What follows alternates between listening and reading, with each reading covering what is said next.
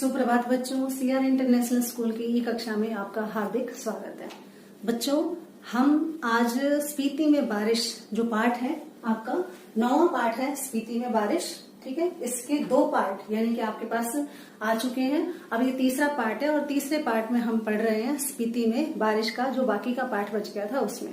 तो स्पीति के बारिश में हमने पिछले 2 पार्ट में जिक्र कर लिया था कि स्पीति के जो लोग हैं वो इतनी ऊंचाई पर कैसे रहते हैं और साथ में ये भी जिक्र किया था कि वहां का भूभाग कैसा है। ठीक है, इतिहास में उसका जिक्र है या नहीं है और आगे लोग वहां रहते हैं तो क्यों रहते हैं, कोई रीजन उसने बताया है। और पहले स्पीति जो है वो कौन से क्षेत्र का हिस्सा था, अंग्रेजों के समय किसके शासन में रहा, अंग्रेज जो शासन है उनकी जो मतलब शासन अवधि थी उसमें उन्होंने उसको शामिल करते हुए भी स्वतंत्र कैसे छोड़ दिया और वहां पर उनका क्या मकसद था, ये हमने पहले पार्ट में पढ़ा था। दूसरे में हमने पढ़ा था कि वहां के जो लोग हैं कितनी ऊंचाई है, कौन कौन सा भाग है, कितनी दूरी पर कितने लोग रहते हैं और कैसे रहते हैं, कैसी परेशानियों का सामना करते हैं।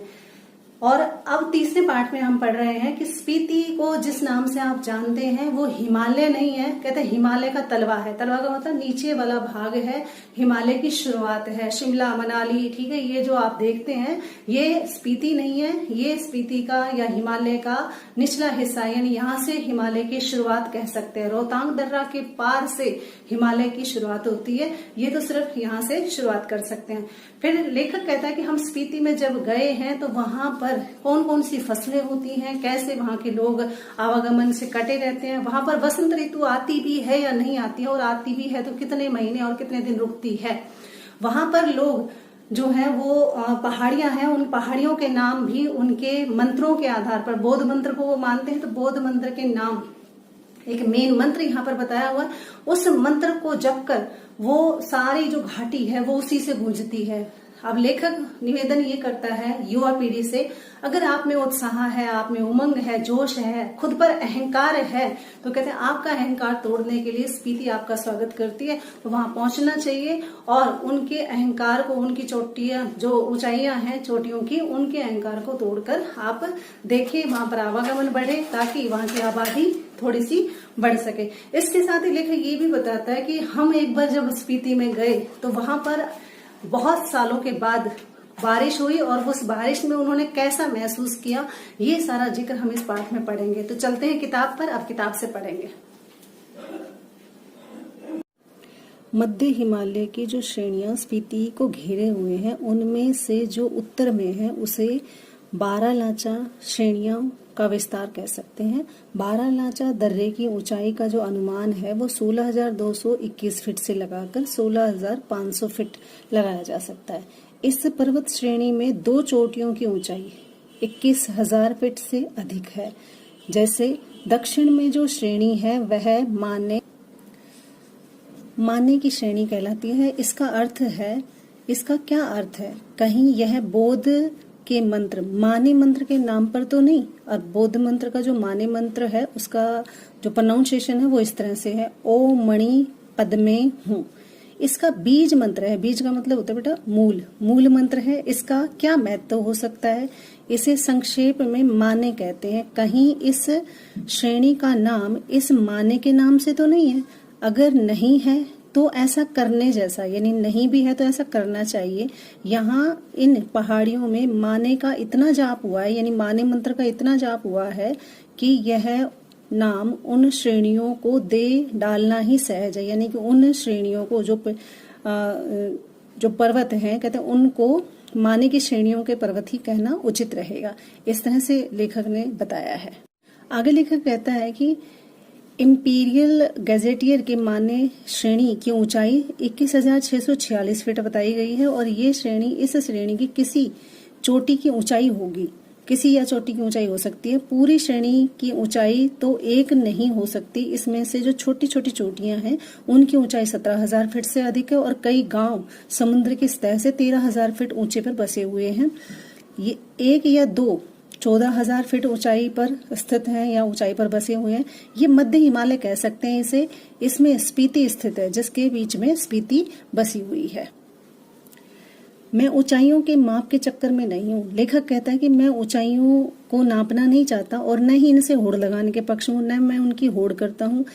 एक बार लोसर में जो कर लिया सो बस है। वो कहते मैं एक बार लोसर की पहाड़ियों की ऊंचाइयों को नापने गया था, बस उसके बाद मैंने किसी पहाड़ी को ऊंचाई को नापने की कोशिश नहीं की।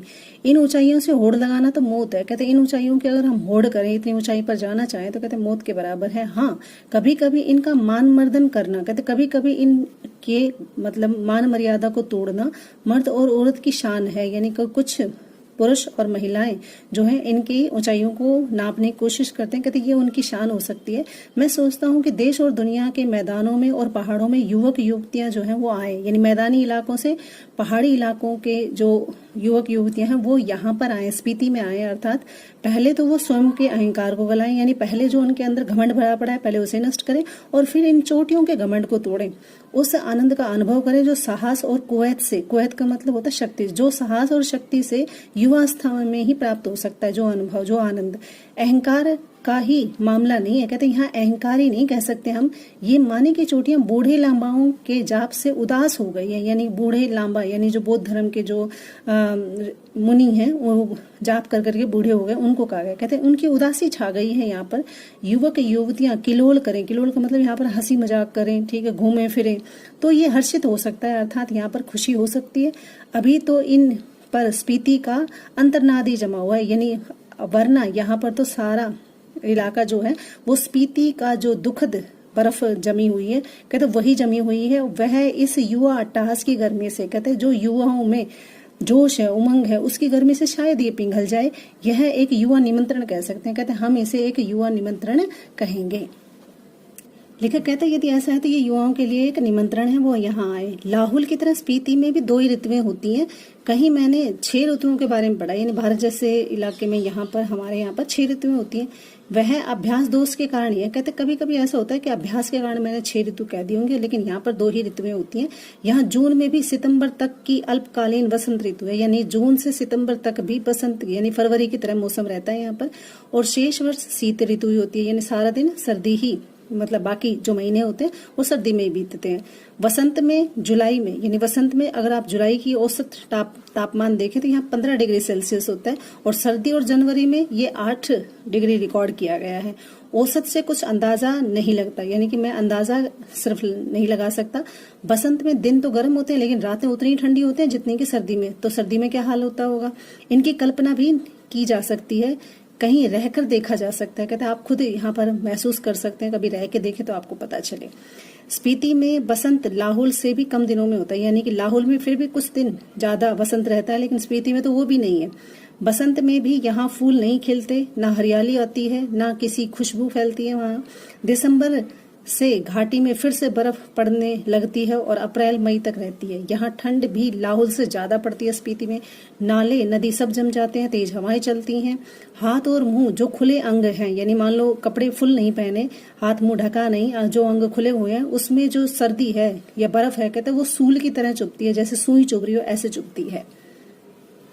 आगे लेखक कहता है स्पीति में लाहौल से भी कम बारिश होती है। मध्य हिमालय मानसून पहुंचने से पहले ही पर है, यानी मध्य हिमालय उसमें तो मानसून पहुंच ही नहीं सकता। यहाँ बरखा बाहर नहीं है। कहते हैं यहाँ पर हमारे यहाँ पर जितनी बारिश के मौसम में बाहर आती है ऐसी बाहर नहीं है। कालिदास ने वसंत श्रृंगार का, यानी वसंत जो है वो कैसे सजता है, वर्षा ऋतु का तो श्रृंगार करना ही पड़ेगा। कहते हैं यहाँ पर वर्षा ऋतु में जो वसंत का मौसम है उसका वर्णन यहाँ कालिदास नहीं कर सकता। कालिदास में वर्षा का क्या ठाट है, यानी कालिदास ने जो अपने मेघदूत में लिखा है वहां पर वर्षा को बहुत अच्छे तरीके से समझाया। कहते हैं ऐसी वर्षा यहाँ नहीं होती।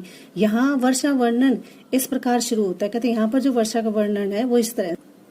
लेकिन कहते हैं कालिदास ने जिस मेघदूत के माध्यम से बादलों की चर्चा की है वो बादल कैसे होते हैं वो लिखता है कि कालिदास ने मेघदूत में लिखा है वसंत का वर्णन, सावन का वर्णन करते हुए, बादलों का वर्णन करते हुए, प्रिय जल के फुहारों से भरे बादलों के मस्त वाले हाथी पर चढ़ा हुआ, यानी कि बादल जो है ऐसा लगता है मस्त हाथी पर चढ़े हुए हैं। चमकती हुई बिजलियों की झड़ियों से फहराता हुआ बादल की गरज ऐसे लगती है जैसे नगाड़े बज रहे हों। और कामजीनों का मतलब जो नव युवक हैं का प्रिय प्रवास राजाओं का ठाठ जैसा बाट बनाकर आ रहा है। कहता है ऐसे लगता है जैसे नव युवक सज धज कर ऐसे आए जैसे राजाओं का सा ठाट बाट बनकर आया हो। ये जो वर्णन है ये सारा वसंत के समय जो कालिदास है उन्होंने मेघदूत में किया हुआ है। कहते हैं ऐसा वर्णन अपने यहाँ स्पीति में नहीं मिलता।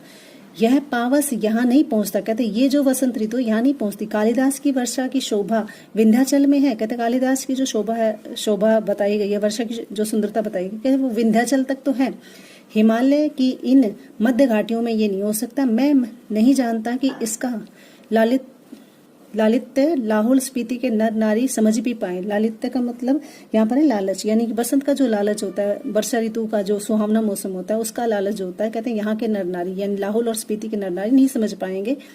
वर्षा उनके संवेदन का अंग नहीं है, यानी वर्षा ऋतु जो है उनके जिंदगी का हिस्सा नहीं है, सुख दुख का हिस्सा नहीं है। वे यह नहीं जानते कि वर्षों में नदियां बहती हैं, यानी उन्हें पता ही नहीं है कि बरसात इतनी भी होती है कि नदियां बह जाती हैं, बादल बरसते हैं, मस्त हाथी की तरह चिंगाड़ते हैं, जंगल हरे भरे हो जाते हैं, अपने प्यारों से अर्थात अपने पतियों से बिछड़ी हुई स्त्रियां रोती कलपती हैं, मोर नाचते हैं, बंदर चुपचाप गुफाओं में जाकर छिप जाते हैं। ये सारा वर्णन हमारे यहाँ समतल इलाके में होता है, लेकिन कहते हैं बर्फीले इलाके में जहाँ स्पीति है वहां पर ऐसी चर्चा देखने को नहीं मिलती। लेखक कहते हैं कि अगर कालिदास यहाँ आकर कहे कि अपने बहुत से सुंदर गुणों से सुहावनी लगने वाली स्त्रियों का जी खिलाने वाली, पेड़ों की टहनियां और बेलों की सच्ची सखी और सभी जीवों का प्राण बनी हुई वर्षा ऋतु आपके मन की सब साध पूरी करे, यानी कि सब मनोकामनाएं पूरी करे वर्षा ऋतु, तो शायद स्पीति के नर नारी यही पूछेंगे कि ये कौन सा देवता है, यानी कि ऐसा कौन सा देवता है जो बसंत के मौसम में आकर सबकी मन की मुराद पूरी कर देता है, क्योंकि उन्हें पता ही नहीं है बारिश क्या है, कहाँ रहता है ये, वो यही पूछेंगे कौन है, कहाँ है, कैसा होता है, क्या क्यों नहीं आता। कहते यहाँ क्यों नहीं आता वो वसंत, इतना सुंदर है, ये सारी चीजें उस मौसम में होती हैं, तो यहाँ पर भी आना चाहिए, अर्थात स्पीति में भी ऐसा होना चाहिए। स्पीति में कभी कभी बारिश होती है, यानी कभी कभी होती है। वर्षा ऋतु यहाँ मन की साध पूरी नहीं करती, यानी बारिश बस नाम मात्र की कि वो मन की मुराद पूरी नहीं कर सकी। धरती सूखी रहेगी, ठंड उतनी ही रहेगी और व्यंधा रहती है, यानी कि बिल्कुल ही मतलब बांझ रहती है, यहाँ पर धरती बिल्कुल ऐसा ही रहेगा। आगे लेखक कहता है कि स्पीति में साल में एक फसल होती है और मुख्य फसलें जो होती हैं वो दो किस्म की होती है, जौ, गेहूं, मटर और सरसों। इनमें से जो होते हैं थोड़े बहुत, मतलब बाकी सारी फसलें इतनी ज्यादा नहीं होती। सिंचाई का साधन पहाड़ों से आ रहे नाले होते हैं, यानी सिंचाई किससे करते हैं, वो पहाड़ों से आ रहे जो नाले बहते हैं ना उनसे, और उन पर बनाए हुए कूल से, कूल का मतलब तालाब, छोटे मोटे तालाब बना लेते हैं, उनसे वो सिंचाई करते हैं। ये नालियां पहाड़ों के किनारे किनारे बहुत दूर तक आती रहती है, यानी पहाड़ों के किनारे किनारे पर मिलेंगी, बीच में रही तो वो कट जाएगा। स्पीति नदी का तट इतना चौड़ा है कि इसका पानी किसी काम नहीं आता, यानी स्पीति नदी जो है वो बहुत ज्यादा दूरी तक फैली हुई है। अगर वहां पर कोई बांध भी बनाना चाहे तो वो भी नहीं आ सकता, क्योंकि वो टूट जाएगा। बारिश मतलब क्या है, ठंड में जो पानी है वो इतना पिघलता है। स्पीति में ऐसी भूमि बहुत है जो खेती के लायक बनाई जा सकती है, लेकिन शर्त इतनी है कि उसके लिए स्पीति से जल उलीचा जाए, यानी स्पीति में पानी तो हो, सारे दिन बर्फ ही जमी रहेगी, पानी कहाँ से आएगा, या फिर पानी का कोई और स्रोत किया जाए, ऐसा हो सकता है। स्पीति में कोई फल नहीं होता, मटर और सरसों को छोड़कर वहां कोई सब्जी नहीं होती। शायद ऊंचाई, वायुमंडल का दबाव की कमी, ठंड की अधिकता, वर्षा की कमी के कारण शायद यहाँ के पेड़ नहीं होते, यानी यहाँ पर पेड़ भी नहीं होते, यानी सारी फल फूल सब्जियां तो छोड़िए, यहाँ पर पेड़ भी नहीं है। इसलिए स्पीति विशेषकर नंगी और वीरान है। नंगी का मतलब वहां पर पेड़ पौधे नहीं है, वीरान का मतलब सुनसान है, ऐसा बताता है। आगे लेकर कहता है कि यहाँ वर्षा एक घटना है। कहता है अगर यहाँ बारिश हो भी जाए तो वो एक घटना की तरह है। मान लो जीवन में कोई घटना घटित हो जाती है, ऐसे यहाँ पर कभी कभी कोई घटना घटित होती है बारिश की, और वो सुखद संयोग है। कहते हैं यहाँ के लोगों के लिए वो एक अच्छा योग है, संयोग है। कहते हैं अब लेखक कहता है कि एक बार क्या हुआ था, हम काजा के डाक बंगले का मतलब वहां पर रहने के जो घर होते हैं उन्हें कहा गया। कहते हैं उस बंगले में सो रहे थे तो लगा कि शायद खिड़की खड़का रहा है, यानी कोई ऐसा लग रहा था जैसे खिड़की को बजा रहा है। आधी रात का पिछला पहर था, यानी आधी रात के बाद का समय था। इस समय कौन हो सकता है? कहते लैंप की लो तेज की, यानी तेज करके खिड़की का एक पल्ला खोला, पल्ला का मतलब एक कपाट खोला, यानी एक हिस्सा खोला खिड़की का, तो तेज हवा का झोंका मुंह और हाथ को जैसे छीलने लगा, यानी कि तेज हवा का झोंका आया और ऐसा लगा जैसे वो हाथ को छील रहा है, अर्थात बहुत तेज हवा चल रही थी। मैंने पल्ला भिड़ा दिया, यानी मैंने दरवाजा खिड़की का बंद कर दिया। उसकी आड़ में देखने लगा, उसको ओट करके ही देखने लगा, देखा कि बारिश हो रही है। मैंने उसे देख नहीं रहा था, सुन रहा था। कहते देख इसलिए नहीं सकता, थोड़ा सा दरवाजा खोलते ही, थोड़ा सा वो करते ही कहते वहां पर आवाज सुनाई देती है। और उसके बाद वो कहता है कि इस तरह से बारिश होने के कारण वहां पर जो तेज बर्फ की जो बारिश हो रही थी उससे हमारे हाथ पैर छिल रहे थे। इसलिए मैं सिर्फ देख नहीं रहा था, मैंने सिर्फ सुन रहा था, यानी दरवाजे बंद करके। जैसे बहुत ज्यादा बारिश होती है, दरवाजे बंद करके आपके टीन शेड पर या किसी पत्थर मतलब पेड़ों पर जो बारिश की बूंदें पड़ती हैं उससे आपको पता चलता है बारिश बहुत तेज है। अंधेरा था, ठंड थी, हवा का झोंका आ रहा था, जैसे बर्फ का अंश लिए तुषार जैसी बूंद पड़ रही थी। कहते हैं ऐसी बारिश थी जैसे बर्फ का हिस्सा, जैसे ओले पड़ते हैं इस तरह से, कहते हैं ओले की तरह वहां बर्फ जैसी बूंदें पड़ रही थी। बारिश नहीं हो रही थी, बूंदें जो थी वो भी बर्फ की तरह ही लग रही थी, जैसे नगाड़े की थाप पड़ रही हो। कहते हैं ऐसा लग रहा था वहां पर खिड़की पर जैसे नगाड़े बज रहे हो और दुंग छेन यानी कि वाद्य यंत्र बज रहा हो, हवा कोई ऐसा वाद्य यंत्र बजा रही हो, कोई मतलब ऐसा इंस्ट्रूमेंट बजा रही हो। महाशंख की ध्वनि घाटी में तैर रही थी। कहते हैं उस सारी चीजों की जो आवाज थी, कहते हैं वो सारी घाटी में तैर रही थी। स्पीति की घाटी में वर्षा हो रही थी, यानी आज काफी सालों या दिनों के बाद स्पीति में बारिश हुई। कमरे में ठंड बढ़ती जा रही थी। मैं बिस्तर पर पड़ा मालूम नहीं कब मैं सो गया, लेकिन मैं जब सुबह उठा तो चाय पीते पीते मैंने सुना स्पीति के लोग कह रहे थे हमारी यात्रा शुभ है, यानी हमारा यहाँ पर आना, यानी लेखक का यहाँ पर आना बहुत शुभ है, क्योंकि बहुत दिनों के बाद स्पीति में बारिश हुई, अर्थात वो लोग आए हैं तो स्पीति में बारिश हुई, इसलिए आप लोग धन्य हैं जो स्पीति में बारिश लेकर आए। इस तरह से लेखक ने स्पीति की जो कठिनाइयां हैं, वहां पर परेशानियां हैं, वो आपके साथ शेयर की हैं, और किस तरह से वहां के लोग रहते हैं और किस तरह से उनका जनजीवन कट जाता है, इस सारी चीज की चर्चा उन्होंने इस पाठ में की है। और ये उम्मीद लगाई है कि पहाड़ी इलाकों में अगर युवा वर्ग वहां पर जाए, चहल पहल बढ़े, ठीक है, तो हो सकता है वहां पर जो वातावरण है वो थोड़ा सा गर्म हो जाए और वहां पर भी थोड़ी बहुत बारिश हो जाए, लोगों का आवागमन बढ़ जाए, ठीक है।